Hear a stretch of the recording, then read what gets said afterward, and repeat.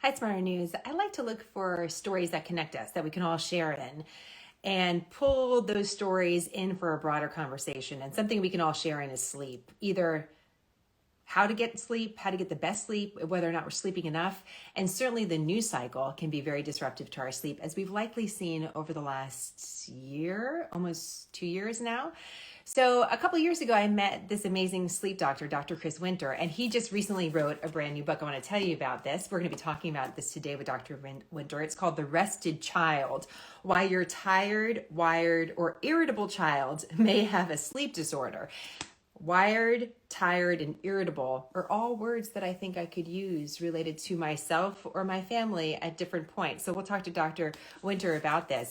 But we met a couple of years ago while I was working on a story likely related to sleep study. It's always nice to find a doctor that actually can talk science to you in a way that's easy to understand. He's also a father of 3 kids. And so a few years back, I said, hey, what about writing a book for families? What about that? And well, he eventually did. I'd like to think I inspired him, but we'll have to ask him a little bit about that. So I'm going to go ahead and try to bring him in so you guys can ask some of your own questions as well. Hi, Dr. Winter. There you are. And by the way, I also should mention Dr. Winter has some of the best Zoom backgrounds that I've ever seen. So, I mean, is she It's sleeping? real. She's exhausted.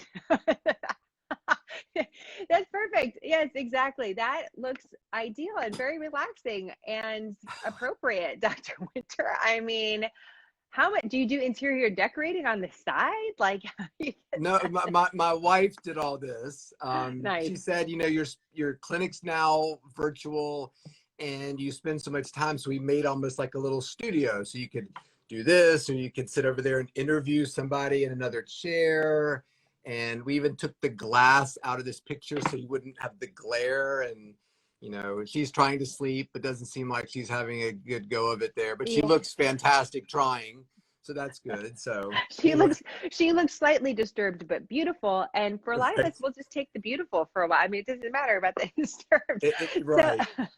Better so to let look me good than to feel good, as Billy Crystal once said. well, and sometimes that seems appropriate. Although over the last year, I think we all could have used a better night's sleep. I want to set up this conversation because we actually talked about your new book a couple weeks ago, and we had a great conversation, recorded it over Zoom. I was really excited about it because there was so much great information in it about your new book. And then I think it was about 48 hours later that Afghanistan collapsed. And so the news cycle went on its own way, and it was a little bit difficult to weave that in. And so if I hope you're not an indicator, Dr. Winter, conversations with you of future news cycles that will cause sleeplessness. I hope not. but No, I'm but I'm I just want wondering now, is that boring news. It's funny because yes, you did inspire the book, and I put a post up on my Twitter of little screen captures of interviews I did with Jenna over the years. So I've known Jenna for a long time, and I always found Jenna to be so sleep centric, like was always looking for ways to kind of make sleep real to people and kind of work that into the conversation. And just I've always sort of appreciated that. And so, but no, lately the news has not allowed for that sort of conversation about sleep or things. It's such big things happen. But back in the good old days when I first met Jenna, it was kind of like, what can we talk about today? And right? a guy fell Well, asleep driving a train. So let's talk about sleep as it relates to people who drive for a living. Like, anyway. yes, and that's actually the truth is when you strip away a lot of our stories, they all sort of center around a lot of basic things. That I remember that particular train accident, that was someone working a really strange schedule. And that's something that I certainly related to as a young journalist, coming into work at 2 o'clock in the morning, the next day coming into work at 2 p.m. And I really realized that a lot of the challenges that I was facing in my own life really were centered around a couple things. Was I hydrated? Did I have food? And Somebody did I have asked, share the sleep? name of the book. Okay, so the book, right, is The Rested Child. Look at that. So we have that. There it is.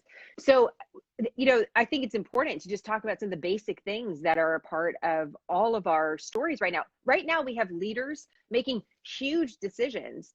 And I doubt that any of them have received any amount of sleep over the last 2 years now at this point. That has to be a factor in the conversation. It's not one that we're going to be able to dig into as we're watching the headlines kind of develop, but it's certainly something that we can all relate to. So, Dr. Winter, you have trained, helped, guided high performance athletes, you know, the guys at the highest level, right? Baseball players, hockey players. You teach these high performance athletes how to sleep better so they perform better. The question is, how can you do the same for the American family? That's true. We're And high it's funny because performance too. I think I wore my I got a World Series ring one time, and I think I wore it on your interview one time, and just subtly did this every now and then. But anyway. But you really have helped these athletes, and when you've worked with teams, they've gone on to have an incredible success. And I want our audience to know that, because it's a unique part of your background that lends some credibility to what you're going to talk to us about. Right. I think it's really important.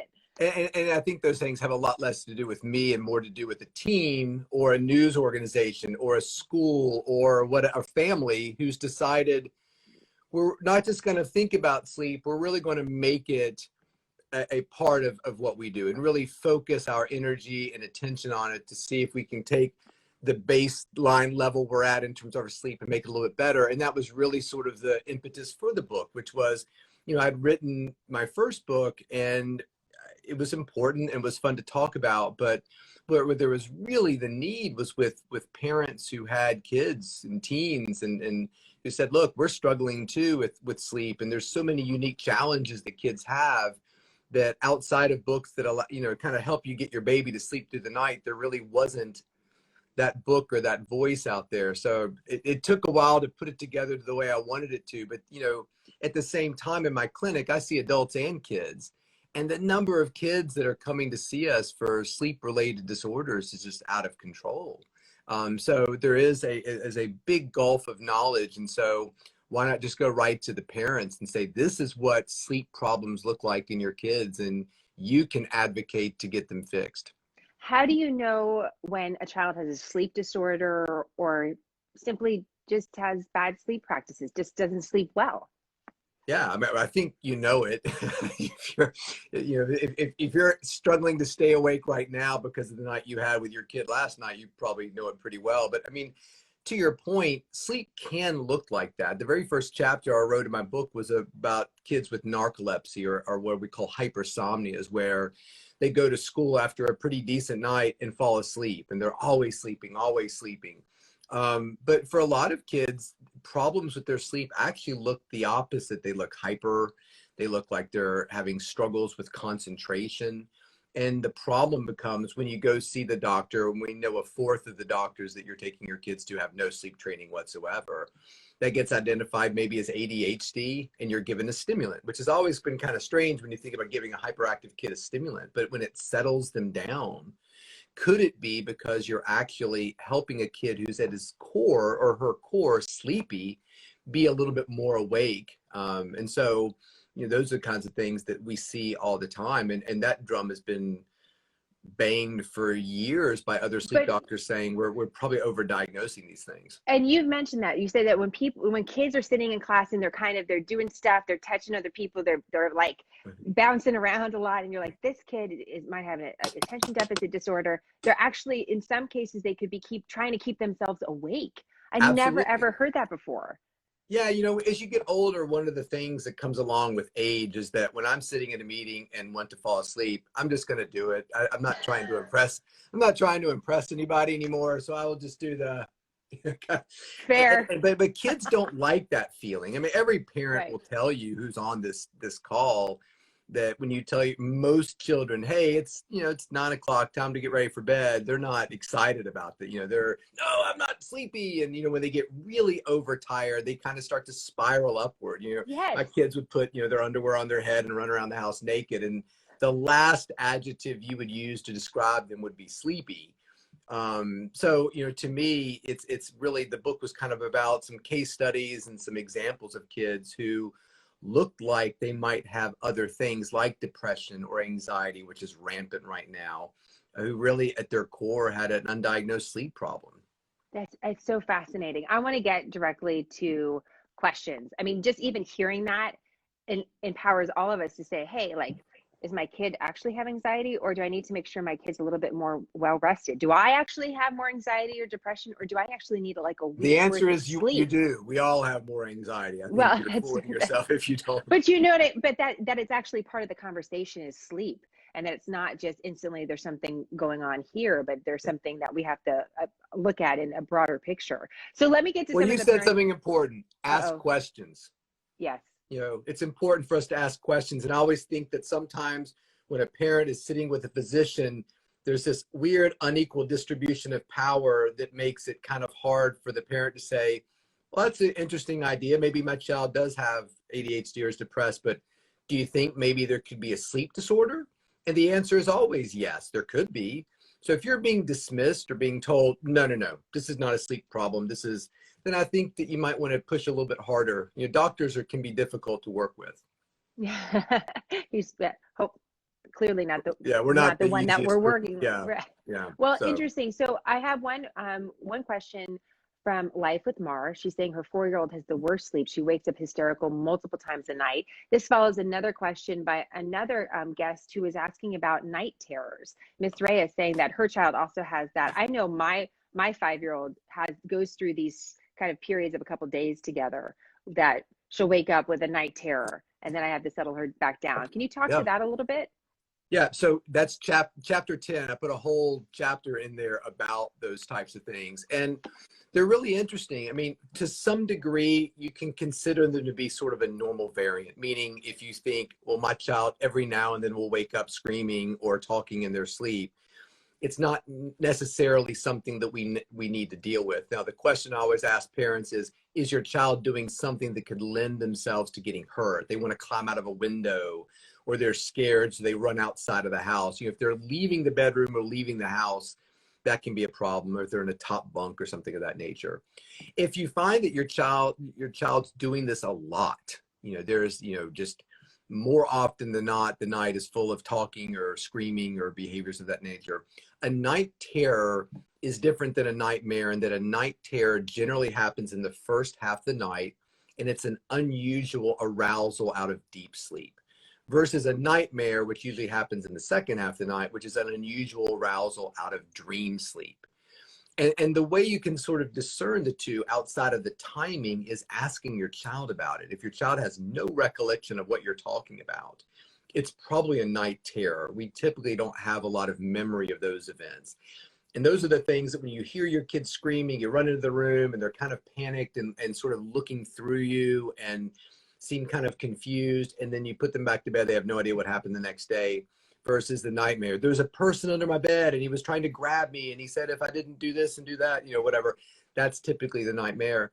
Night terrors often are being caused or prompted by something that's disturbing the child's sleep. So again, this is one of those places where a doctor often pats mom on the head or dad on the head and says, oh, it's okay, we often have nightmares and night terrors. Sure, that might be true, but not every night.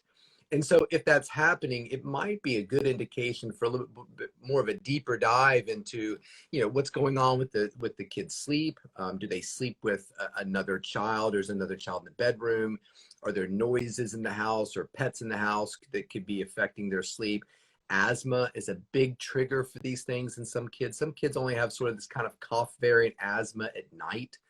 They can, you know, the coughing gets them awake, and then the awakening causes the night terror. So if it's happening a lot, I would put out there that there's probably something that's disturbing the nature of your child's sleep and causing that to happen. You often see that go along with enuresis or bedwetting.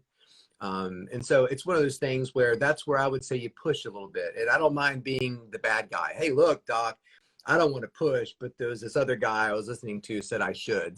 So take it up with Chris Winter if you think that this is inappropriate. But, you know, I always think that for those kids, a sleep evaluation is always appropriate. And it's amazing what you find in those studies that when you fix the problem, the night terror valve literally shuts off overnight. What is a sleep evaluation? What does it entail? So what it entails first is you sitting down, hopefully with your child, even if they're young, with somebody who's certified to deal with sleep disorders. And I promise you, wherever you live or wherever you're coming from today, there's all kinds of great experts that are in that area. And they can be pulmonologists, they can be pediatricians. I'm a neurologist. So there's all different kind of flavors of them. And so that evaluation just starts with you sitting down and talking to physician and letting her know what you're seeing, and having, you know, kind of that discussion of, okay, well, this is what it could be. That doesn't necessarily mean that you have to have a sleep study done for your child. You know, I think that the majority of what we get accomplished in our clinic has to do with just talking and taking a really detailed history about sleep. And again, I give pediatricians and primary care doctors a hard time. It's not really their job. You know, their job is to get you to the right resource. So if they can solve the problem, great. If they can't, that's okay. I can't deliver your baby or extract your tooth. That's not my job, even though I think I've done both of those things once in my life. So just go to the person who is the specialist. And if, like I said, if you're getting a lot of resistance from your provider, I would say get a different provider. But Did you have you really helped someone give birth? Are you really I delivered my first child. Really? And then after that, I was kind of like, so I was I didn't do, when I was in medical school. So when you're in medical school, you rotate through all the rotations. And I'd actually delivered my child before my OB/GYN rotation. And they were like, hey, Chris, you want to go deliver a baby? I'm like, I already have, and it was my own. And so if you need help, I'd be happy to help. But otherwise, I'm just going to study. That's good to know. Yeah. Okay, fair. I mean, yeah, I ruled out OB really early in my medical career. Well, so you wound up in the right place. Okay, we're getting a lot of questions. Fred on our Instagram Live is asking about melatonin. Yeah. Lori, who actually helps families put together a sleep plan, she was asking about melatonin and its use. I also had a question from Sarah on it. What do you think about first of all, why do people use melatonin? And what do you think about the use of melatonin with children? Sure. So melatonin is a chemical that our brains produce in relationship to light in an effort for our brain to synchronize sleep with our 24 hours. So if we didn't have melatonin, we would all sleep about an average of, if we were an adult, about 8 hours, some 7, some 9. But we'd all have that time. But if we took a poll of all the people who were on the call, people would sleep all over the 24 hours. I go to bed at 2 o'clock in the afternoon and wake up at 8 p.m. I go to bed at 4 in the morning, and so the melatonin helps to all kind of synchronize everybody into the same schedule, where we go to bed, roughly a few hours after the sun goes down and wake up around the time the sun comes up. So that's not an accident, that's melatonin. So melatonin, first and foremost, is not a sleep aid, it's a sleep timing neurotransmitter. So when you're talking about appropriate uses of melatonin, if you said, hey, look, I'm a pilot and I fly from here to Bangkok every 2 weeks, and as I'm getting older, that time zone adjustment's difficult, which it does become. As we get older, our circadian rhythm becomes a little bit more early. Like if you look at kids, they like to stay up late and get up late. Mom, grandpa and grandma like to get up at 4 in the morning and make their NutriBullet smoothie in Sarasota, Florida, and wake everybody in the house up. And they're surprised. Oh, don't you all get up at 4 o'clock in the morning? Because that's what we do now, because we're 78 years old, and that's what you do when you're 78. So that's change in our circadian rhythm is important, and that has a lot to do with melatonin. So if you're that pilot, or if you're a shift worker, I work 7A to 7P, then I'm off, and then I'm back on 7A to 7P. A lot of military people use it. It's perfectly appropriate. If it's, I give this to my child every night to help them sleep, that's where we run into a little trouble. This drug was never intended to be used in that way. And what we can often unintentionally do is convince our children that the sun's going down when they go to bed, which is essentially what's happening when you take that melatonin. You get that surge of melatonin in your brain. Your brain thinks, oh, it's 7 p.m. the sun's going down, because that's when we get the biggest surge of melatonin in our lives. So the short answer is, if it's something that you're doing from time to time, there's no harm in it. And you ask, why do people use it? People use it because it's impossible to hurt yourself with it, essentially. In fact, they did a study recently on melatonin brands that you would buy in the store, and the variance in the melatonin was something like 0 to 400%, meaning that a lot of times within the same bottle, the pill you're giving your kid is just a gummy bear. It has no melatonin in it. So we want to be, so the bigger question to me is, why are you giving it to your child? And to me, I love this burst of hearts every time you say something. Like say something, the Dodgers are the best baseball team in the world. See, that gets nothing, but we talk about. Yes, so nothing. The melatonin is important because, if you really want to prioritize melatonin in your kids, what you want to do is create a lot of light in the morning and a relatively dimmer light environment in the evening, or the little blue blocker glasses, which are awesome. Like there's all kinds of ways to manipulate it. What we don't want is, you need to take this pill every night to fall asleep, because why? And that's really the fundamental issue with insomnia in kids is, you're giving my child melatonin every night. What is the diagnosis? And insomnia is not really a diagnosis, it's a symptom. So it's kind of like you're putting cotton in the nose of my child who has a bloody nose every time I come see you, but when we take the cotton out, the blood comes out. The cotton is not really addressing the problem, it's just kind of hiding it. When are we going to figure out where the blood's coming from? Like, you wouldn't allow your doctor month after month just to keep saying, oh, wow, more blood, let's keep putting that cotton in the nose and I'll see you back in a month.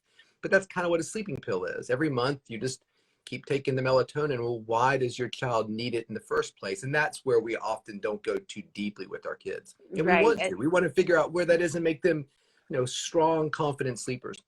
Absolutely. So Spring Acres Farmhouse had a great question, and we're getting all sorts of different ones about timing of sleep. She was saying she would love some help trying to get her kids to sleep early. Everyone's back, a lot of kids are back in school. People are kind of hyped up when they're getting home, but she's saying that she's not able to get her kids to sleep before like 10:30, that they're just awake. So when you have even one or a couple kids that are on that cycle where they're just up late and you can't get them down earlier, how do you try to do that? It's a great question. One of my favorite answers to that question, I stole from Roxanne Pritchard, who's a professor of sleep up in Minnesota. She takes her kids camping the week before school starts, which I think is brilliant, because you're out there, you're exposed only to sunlight. As the temperature cools and light goes down, it's a strong trigger for sleep. So borrowing that from her, what I would say is a couple things. Number one, after dinner, make your home really dark. In fact, one time with an NBA player, I told him, turn off all the lights in your house because you live alone, and just use a little headlamp to navigate your evening. And he said, it's so hard to fall asleep when all the lights in the house are out. And it is. So really paying attention to light, especially light from screens and computers.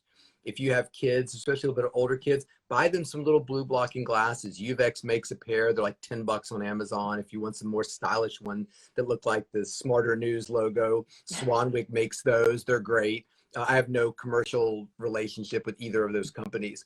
And putting those on and insist on it. Okay, kids, you can be on your computer to do your calculus, but I need you to put these glasses on. The biggest thing I would say to that question is, don't stress so much about the bedtime.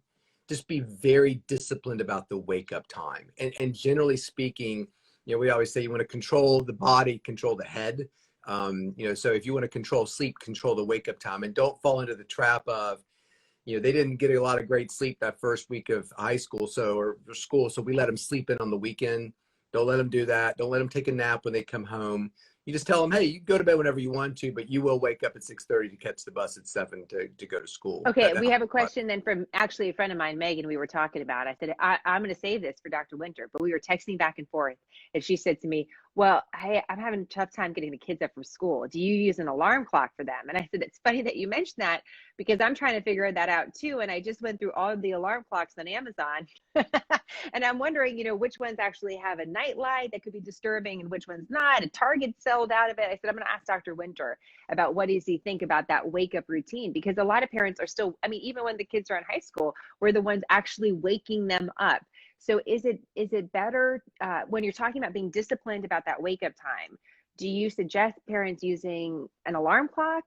Is it one that like slowly lights up the room? I like that one. Yeah, I do, because it's expensive. It's expensive. Yeah. And I was And I curious have no about it. relationship to that one either. Yeah. There's a couple of people asking, screen time before bed. I see MD Weiss on there. Oh, Somebody that's else. a great one. I would say 2 hours before. But again, I think my kids would laugh at me like, oh, you want me to turn my computer off 2 hours before I go to bed? Way. Like, how will I do my AP history and and that's the problem, is the integration of school and computer stuff, but ideally 2, but really just trying to dim lights, even if they can't get them off the screens, turning overhead lights off, getting lights that are more sleep friendly, light bulbs for their bedroom can really be helpful. In terms of the light that I like in the morning, I like that one that sort of creates a sunrise. Yes. I'm a very heavy sleeper. I would never have thought that would have woken me up, but it does. When we use that. So, there's one that shakes your bed if you've got kids that really struggle. There's a little one you can put on your wrist that shocks you a little bit. So it like beeps first, and then it vibrates and it says, okay, well, we're going to threat level 3 now, and then it'll start to electrocute you a little bit. So if you're a parent who is struggling to get, nobody did the heart explosion for the No, electrocuting. no. I'm like, way back in the day, all I did was like have the radio blast on. So Yeah, this I mean, I is think that, you know, I think if you're trying to get your kids sort of used to an alarm, I love the light one, or you can just walk in and kind of wake your kids up, open up windows.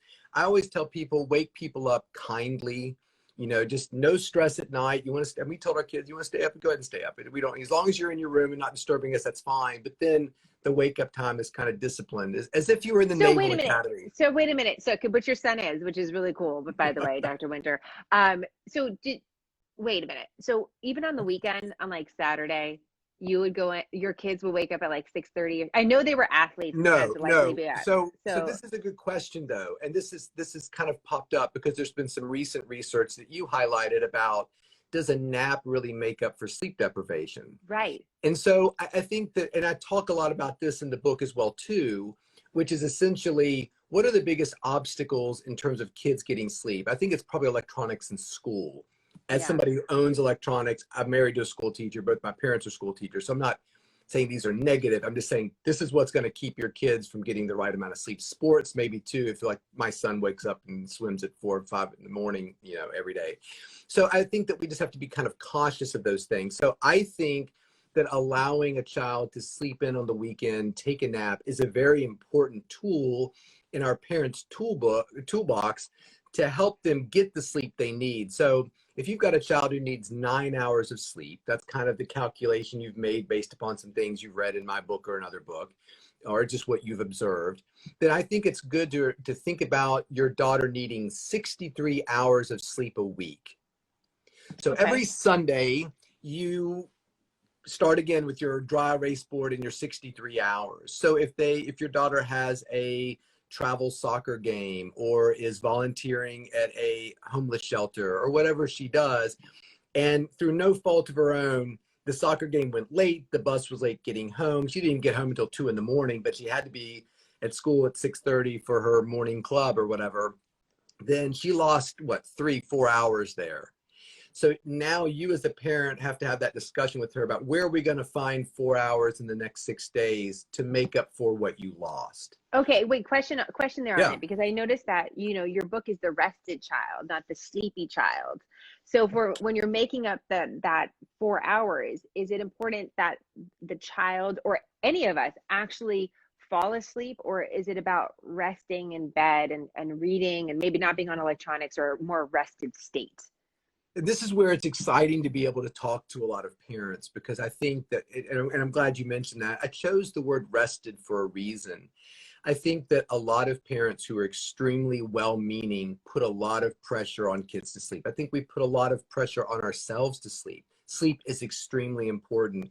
And the message we're trying to give children is, sleep is one of the most important things in your life that you have control over, that will lead to a happier and healthier self. But we don't have that much control over it. Meaning, if I told everybody who's on this IG live right now to close your eyes and go to sleep, I don't think people would be that successful. If I told everybody on this IG live to close your eyes, relax where you are, and just rest, relax, meditate, say a prayer, think about somebody who's struggling in your life, plan out a vacation that maybe one day you'll get to take, we can all control that.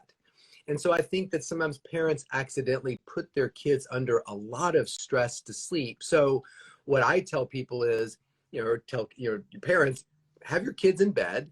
They can have their books, they can have their dolls, they can have their trading cards, they can have their art supplies, just no screens.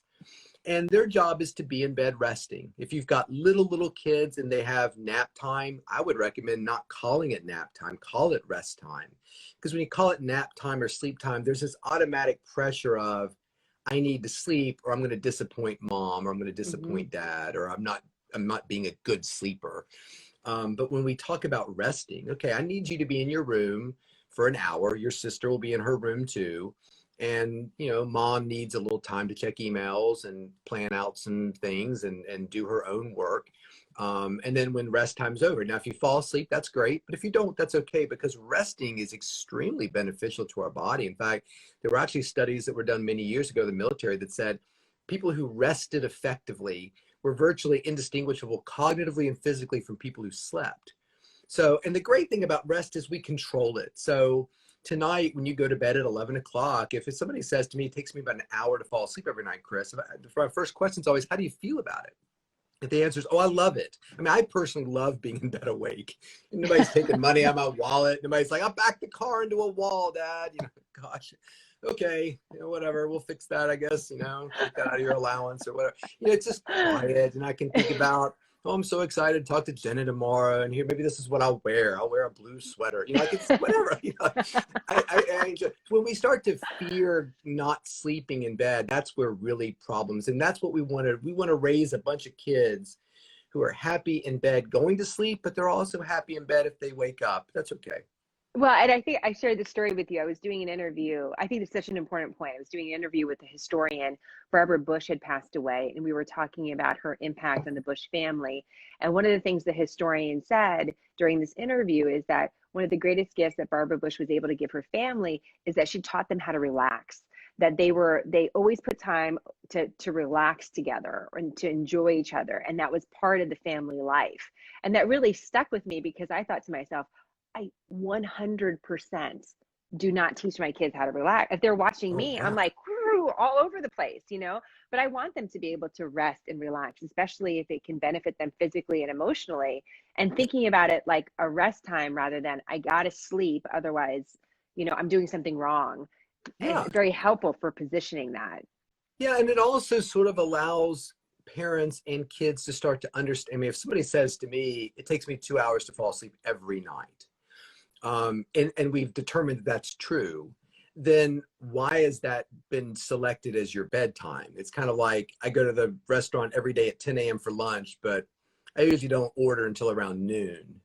Well, why do you go at 10? Just to look at the restaurant, or, what I mean? So maybe noon would be a better time for you to walk through the doors of the restaurant, because that seems to be about the time your body wants to eat. And we often have very unusual criteria for selecting bedtimes. I think parents sometimes, for me, it was, I've had enough, go to bed. Like you're fighting over a broken Sounds toy accurate. that we have Yes. 7 of. Like, this is ridiculous. Y'all need to go to bed. And so we want to be very careful about the way we sort of select that, both as kids and adults. And kids pick up on this, when we're saying, oh, didn't sleep well last night, took me a long time to fall asleep, I woke up and it was a living nightmare kind of thing.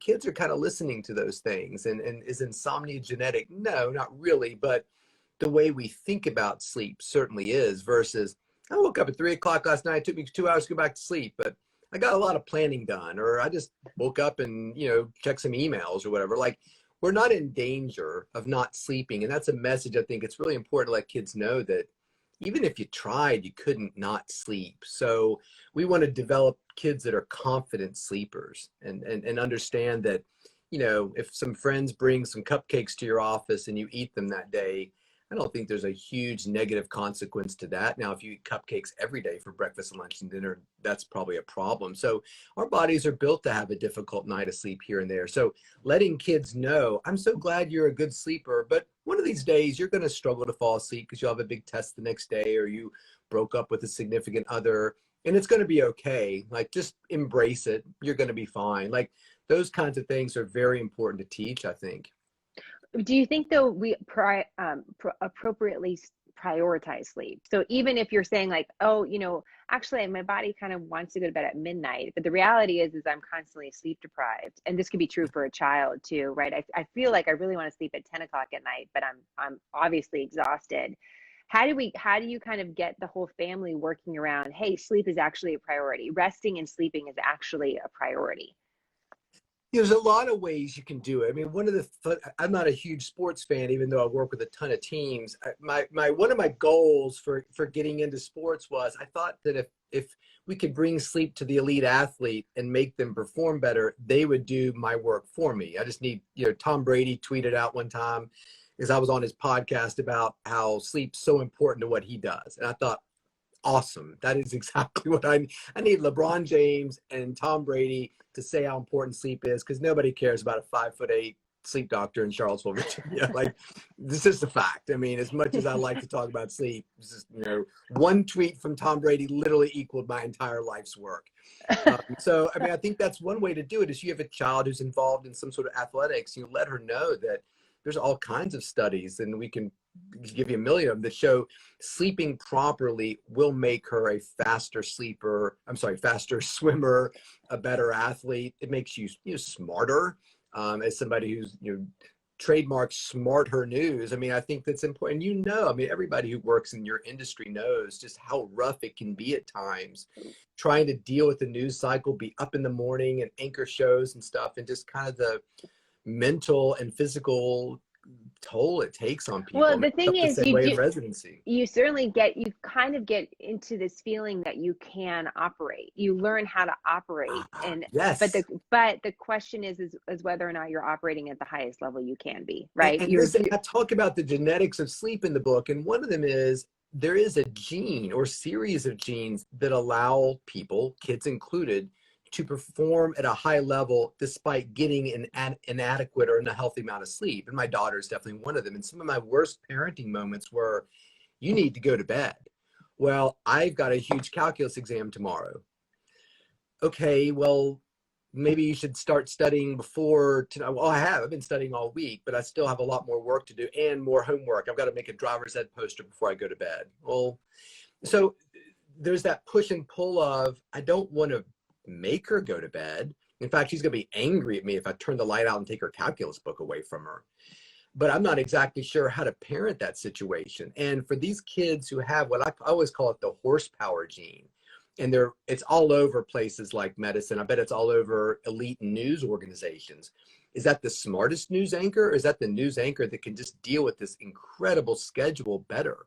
You're married to somebody who's a special forces kind of person. I don't think that, Leif, I need my 10 hours of sleep every night to function as I don't think that really works, so we self-select this. So it's a valuable trait. You probably want it in your trauma surgeon, but at some point that trauma surgeon has to say to herself, I'm sleeping 3 to 5 hours a night, maybe some more on the weekends, and I can do it. Am I doing what's best for me in the long term? After I wrote my first book, a friend of mine I went to medical school with, who's a trauma surgeon up in Seattle, wrote me and said, this really disturbs me. Like, I feel like I'm hurting my body. What should I do? I don't have an answer for that outside of don't be a trauma surgeon on call all the time. Right. So, I look at what you've done in the career pivot that you made and think you've probably added a decade to your life. I mean, I don't know any other way to sort of, and for people who are in the middle of it to say, but they can handle it. I'm doing fine. Doing fine and doing what's best for your body are really two different things. And that's a very important thing to teach our kids. It's tough though. Yeah, absolutely. When you've got I personally think every child in the United States should be able to go to school, play a sport, and do something else, volunteer, play a musical instrument, dance, whatever. And they should have plenty of time to do those three things and sleep. But I think I might be living in no pun intended, a dream world. Well, one parent was asking that. She said, how do you help a teen that has sports very late and then school very early, and there's nothing you can do around that they're just going for, 18 hours? What do you do? And that's true for adults too, right? Hashtag homeschool. I mean, no, my wife's a that teacher. now. Do you know how many times we have had that discussion over our lives? What do you do? How do you do? Is it just like, okay, this is temporary, or how do you even? I mean, I think that's the rationale we have, which is, okay, well, this is a terrible time. It's like residency. When I was a resident, we could be on call every other night. That's illegal now. And the thought, and when my kids see pictures of me from those times, I should have brought one. I'll bring it next time we do an IG. They looked at me like, you looked really ill back. You look terrible, Dad. Like when they were little, we would say, they love to look at pictures of themselves. Like, who's this guy? Like, it's me. And they're like, oh God, you're pale. And I would kind of cut my hair. So when I showed up, like at the cardiac arrest, I didn't have hair everywhere. And I looked really bad. And I'm sure it was because my diet was terrible. My sleep was awful. But the thought was, if I just make it through these years, it'll be okay. So that's really a reckoning that we're going to have, almost a societal reckoning is it good to just allow it to a certain point and then hope it goes away? Because there's plenty of people it never goes away. Right. Well, I had to say, and it was interesting. There was a sleep study just recently. I think we kind of were talking a little bit about it through Instagram that was saying that it was a very small study, but basically saying that you think that you can recover from sleep deprivation. There might be the thought that I'm just going to recover, but in reality, it took this small group of 20 somethings much longer, whether or not they even recovered through this course of the study, to recover from the sleep deprivation that they put themselves through. And so that, I mean, again, this perception that, hey, I'm walking around, I'm driving, I'm doing all these things and I'm totally fine. And when in reality, maybe I'm not really operating the safest or the smartest because I don't have enough sleep. Jasmine had a great belief plays a huge role, because when you talk to this trauma surgeons, they're like, I'm getting ready to go take Mr. Smith's spleen out. I got an hour last night on call. I'm feeling really good. And you're thinking, this is why the most common bad thing that happens in the hospital is medical error. Most common reason people die in the hospital is medical error. I mean, I can tell you terrible stories when I was a resident. So yes, I mean, I think that, but the belief works the other way too, that a lot of people who sleep pretty well, who believe themselves to be bad sleepers, have terrible days, even though their sleep looks pretty good. So that belief plays a powerful role in the way we get through the next day. So Jasmine had a great question. She said, is it more important to set a time to go to bed, or is it more important to set a time to wake up? I would say it's more important to set a time to wake up, but I think we should have a target bedtime, meaning that, let's say you want to get 8 hours of sleep, you're 9 hours of sleep, and you're going to get up at 7 o'clock. So I would say your schedule should be 10 to 7. Now, what I would say is, I don't want you to go to bed before 10 unless something extraordinary happened. You know, that, oh, my flight was delayed, I didn't get home until 4 o'clock last night, so I'm pretty sleep deprived. Okay, well, in order to meet that weekly sleep need, maybe you should go to bed a little earlier. But on a typical night, what I would say is, let's try to stay awake until 10. And then you or your child, or you ask your child, it's 10 o'clock, or 9 o'clock, 7 o'clock, are you sleepy? If the answer is, yeah, I'm ready to go to bed, then go to bed. If the answer is no, it's 10 o'clock, this is my typical bedtime, and I am wired. For unknown reasons, or I read something that really upset me, or my partner and I had a little spat, now I'm all fired up because I'm right and he's wrong. You're right, he's always wrong. Just true. If there's any doubt about that, just to be clear, I learned that. I'll say the doctor said. My life's been so much better since. So if that's the case, that's fine. Then you stay up and don't worry about it. To me, it's kind of like on that day where you packed yourself a lunch and you open it up and you're like, oh, I'm just not that hungry for this sandwich right now. So you just put the sandwich back in lunchbox and move on with your life. Like, sometimes we're like that with sleep. Now, if you go to bed at midnight that night, you still get up at 7. That's the caveat, that you're saying to your brain, it's okay that you're not sleepy right now. You should stay up. So that idea of get in bed, and if you don't fall asleep in 15 minutes, get up and go do something, I think is okay. But if you're saying, no, I got in bed and it's been 15 minutes and I'm still awake and I'm perfectly comfortable being here in bed, then I would stay right there. If you get frustrated, get out of bed. And forget the 15 minutes. I think it's very difficult to like set your clock. Okay, 15 minutes, here we go. Now you're like trying to sleep with a countdown. Like, it's really hard to do. More pressure. I always thought that'd be a good game show. We offer $1 million and we just show up at somebody's house and we have this hourglass full of 2 hours of sand. And we say, okay, here goes for the $1 million. We flip it over, leave the sand in the bedroom and walk out. Nobody would ever collect that. Even the best of sleepers be like, oh my gosh, I get $1 million. I just need to fall asleep in 2 hours. This is going to be really easy. And it's not going to be easy. So don't put yourself under pressure. If you're frustrated 5 minutes after you fall asleep, go clean out your drawers, throw away batteries and old receipts. If you're happy being in bed, awake, but not, comfortable, then stay there. It's fine. So Ariana had a question about food and sleep and the relationship. Yep. If you're thinking about bedtimes, we're also thinking about dinner times. And so sometimes they're really close together for families, kids of a certain age. Do you have any strong feelings about that, about food and whether or not it disrupts sleep or not? Yeah. I've got a great, real quick, the director wrote, I'm sorry, I'm only answering a couple of questions that are flying by. I get a body chill right before I fall asleep. Yes. Our body temperatures drop in the evening. So when you're sitting there watching your favorite 11 o'clock show, you might find that you suddenly get cold. That's a trigger for sleep. In fact, I'm a night owl. My wife's more of a morning person. And so what you find, if you all stop by my house here in Charlottesville and y'all can come in, we'll have a cup of coffee and talk about sleep. You might find me, unfortunately, in my boxers and dress shorts or dress socks. And my wife is wearing like a bearskin robe because my body temperature is still up. I haven't had that drop that she was mentioning because I like to go to sleep a little bit later. My wife has had the drop earlier, so now she's cold. So that chill is normal and really interesting. But anyway, what was the question you just asked though? Oh, I'm like, what did I even just say? Oh, about food, Oh yeah. food and sleep and the relationship between the two. Absolutely. And there's a big relationship between it. So, and we all figure that out on And by Thanksgiving the when we way, eat. one person is saying that their 3-year-old sleeps best when he eats a banana right before bed. That's okay. So, yeah. One of the things that's really great about parents is that we can kind of shape the routine of our kids. And we do when they're little, little one, and we have the bath and the sink, and that's fun. And then we read 3 storybooks and always end on Good Night Moon, and we scratch back, and then we say all the people in our family that we are thinking about, and then we go to bed. Like, I love that routine. And we kind of lose that when we're older. And so as a parent, you can kind of continue that routine. And I think food can be a great one, that all those little things, the 30 minutes of television, the reading, the eating the banana, the dimming of the lights, the putting on the yellow glasses, the noise machine, all those things are little cues or little road signs to your child's brain that sleep's coming. Okay, sleep in 5 miles. Okay, sleep in 2 miles. Get in the left exit. It's going to be a left exit. So we need to like, we want that instead of, oh gosh, we just saw the sleep sign went by. We had no idea it was there, but we just missed the exit. So all those little cues are really nice, especially if you have kids who kind of are testing limits and things of that nature, because you're giving them lots. It's like when you go visit a friend and like, okay, we're going to leave in 30 minutes.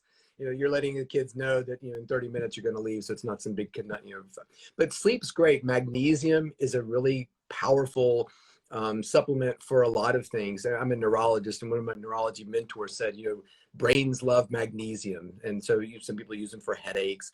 It's a very important in terms of the relaxations mechanisms in a lot of our reactions in our brain.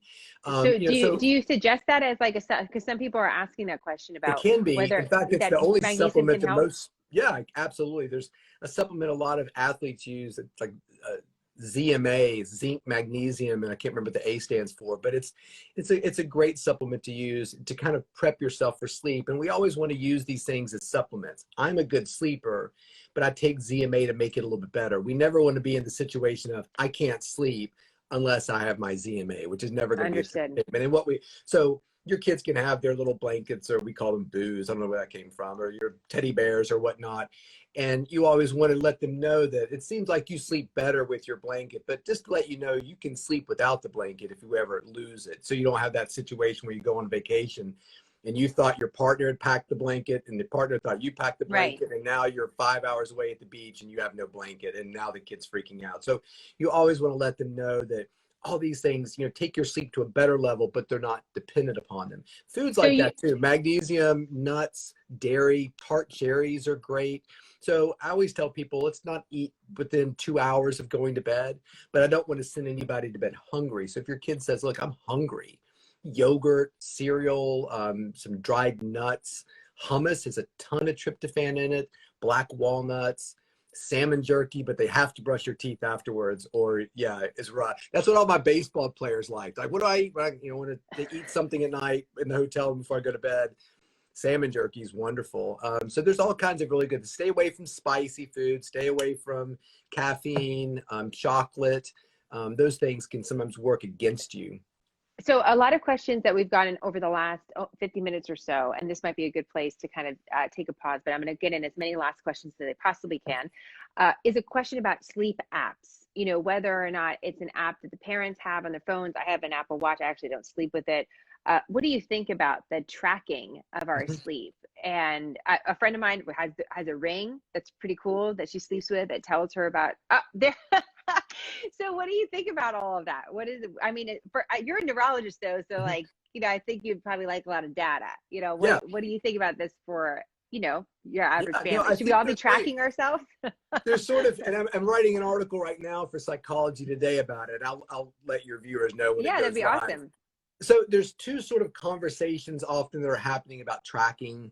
One is they don't work and they're not accurate and they're a waste.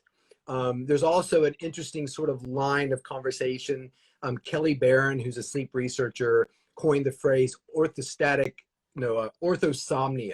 which is people who wear them and they get obsessed by them, so much Right. so that the obsession with their sleep is affecting their sleep. I think these things are wonderful.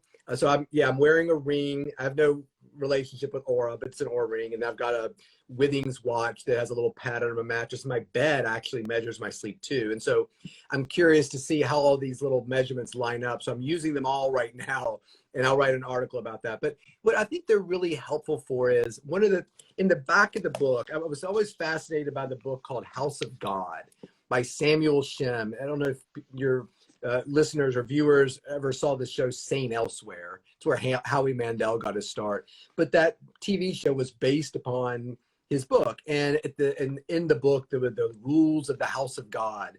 And so in the back of the book, I snuck in the rules of the House of Sleep. And I can't find them right now because they're just The laws of the House of Sleep. Yeah, the Sleep laws of the always House wins. of Sleep. Yeah, Perception of sleep and reality of sleep are two completely different things. So that's the one. Yes, there you go. And these are little secret sayings we say in our clinic, like you can't fall asleep hanging sheetrock, which means that if you're busy, it can mask a lot of sleepiness in some people. But the one you just read about the perception of sleep and reality are two different things. So if you or your child is saying to you every day, I went to bed last night, it took me 7 hours to fall asleep, I slept 20 minutes, and then you woke me up. And you're thinking, gosh, more often than not, my child is getting 20 minutes, 1 hour, 2 hours of sleep based upon what she or he's telling me. These things are really helpful because number one, they'll give you look, somebody wrote St. Elsewhere, my top 5 shows of all time. Hey, I love it. Me too, by the way. But what's interesting is that measuring of sleep can be really helpful. It's a powerful tool for adults. I saw a circuit court judge one time. I mean, literally, she sat on a bench right under the Supreme Court, and she was convinced she only slept 2 hours a night. And nothing I said could convince her that that's not physiologically possible. And you look great. I mean, she looked fit and smart and great. And, you want her trying your federal drug case or whatever. She looked very capable of doing that or whatever she did. And what really changed things for her was I said, why don't you just buy some sleep monitor? And I gave her some names of ones she could try. And she said, yeah, it says I'm sleeping 6.5 hours every night, which is exactly what her partner said. But she didn't believe me, but she did believe that over time. So for our kids and for ourselves, it can really take a lot of pressure off. The other thing it can do too is that we often, how much sleep does my child need? I've seen several people ask that question. Yes. I can give you a range, but until I meet your child and ask some specific questions, I don't know. It's going to be probably between 7 to 11 hours if you've got a child this age, so these things are nice because you just say, look, sweetheart, put this on your wrist and forget about it. And in a month, you look at it and say, well, how much sleep am I getting or is my child getting on a daily basis? So on my little tracker, which I'm sorry, I'm using my phone now, I'd show you, it'll show me I slept, 6 hours and 50 minutes last night. Over the last week, this is how much I've slept. Over the last month, this is how much I've slept. So that gives you a nice target of what should this kid's schedule be based upon how much they're averaging. Because if we overshoot and your kid needs 9 hours and you're putting them in bed for 11, they're going to struggle. If they need 9, but they're only getting 7, they're going to struggle in a very different way. So I love the trackers. I think they're kind of fun. The whole family can wear them and kind of have conversations. I mean, good sleep starts with talking about sleep, in an open way. And like you said at the beginning, is asking questions. I just want to encourage everybody to check out your book because it's exactly as you've been speaking, interesting short stories, funny anecdotes, and then some real practical ways to approach sleep or think about it a little differently. There were a lot of questions and I try to answer a few of them. If you want to DM me on my Instagram is Dr. Chris Winter, you can hop on there and I'm happy to answer any questions that you all have. Somebody wanted some recommendations for trackers. We can do all that kind of stuff too. So that would be great. Yeah. And if you want to yeah. send me anything to include in our newsletter too, I can put it all there in like one little spot under this interview, and then people can access it. So that way, absolutely. Well, you just let me know if there were questions that were asked a lot that we can cover. So I'll send you the answer, and you can just put that. Okay, perfect. That sounds great, Dr. Winter. Thank you so much. It's so great to see you. Thank you, Jenna. It's great seeing you too. Bye, everybody. Yeah. All right. Bye, guys. We'll talk to you more. Remember, The Rested Child, Dr. Chris Winter. Great book for the entire family. Thanks, bye, Jenna. Dr. Winter. Bye, everybody. Bye.